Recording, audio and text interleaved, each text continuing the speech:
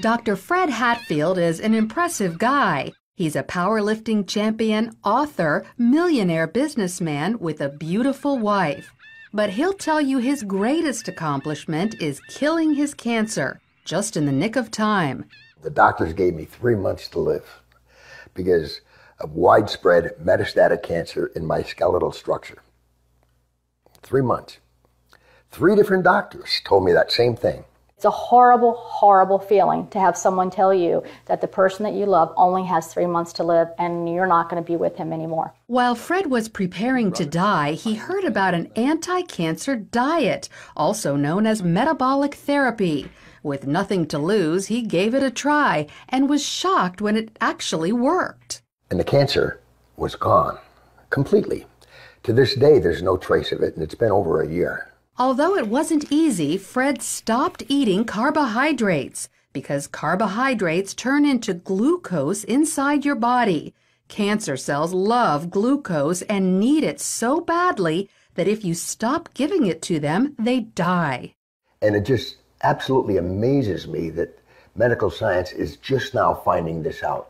Fred's recovery was not a surprise to Dr. Dominic D'Agostino. His team of scientists at the University of South Florida study metabolic therapy. When they removed carbohydrates from the diets of lab mice, the mice survived highly aggressive metastatic cancer, even better than when they were treated with chemotherapy. We have dramatically increased survival with metabolic therapy. So we think it's important to get this information out. And it's not just lab mice. He's also seen similar success in people, lots of them. I've been in correspondence with a number of people, probably at least a dozen people, and over the last 1.5 to 2 years, and all of them are still alive, so despite the odds. And so this is very encouraging. All cells, including cancer cells, are fueled by glucose. But if you deprive them of glucose, they switch to the alternate fuel ketone bodies, all except cancer cells. A defect prevents them from making the switch to using ketone bodies as fuel, and therefore cancer cells can only survive on glucose. All other cells can use either glucose or ketone bodies. Your normal cells have the metabolic flexibility to adapt from using glucose to using ketone bodies.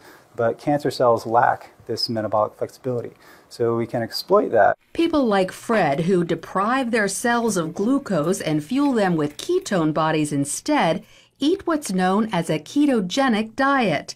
It consists of almost 0 carbohydrates, but lots of natural protein and fat.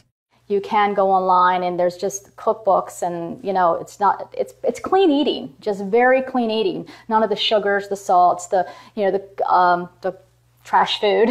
Natural proteins are ones in their original form, but processed meats like cold cuts and hot dogs are off limits because often carbohydrates have been added to them. Natural fats are in their original form, like olive oil, avocados, nuts, and also coconut oil. But stay away from trans fats such as shortening or margarine, which are man-made. Some people are afraid to try the ketogenic diet because they think all this fat is bad for their heart. But more doctors are now saying natural fat is actually good for you, even natural saturated fat like coconut oil and butter. Doctors like cardiologist Stephen Sinatra. Is cholesterol the major cause of heart disease?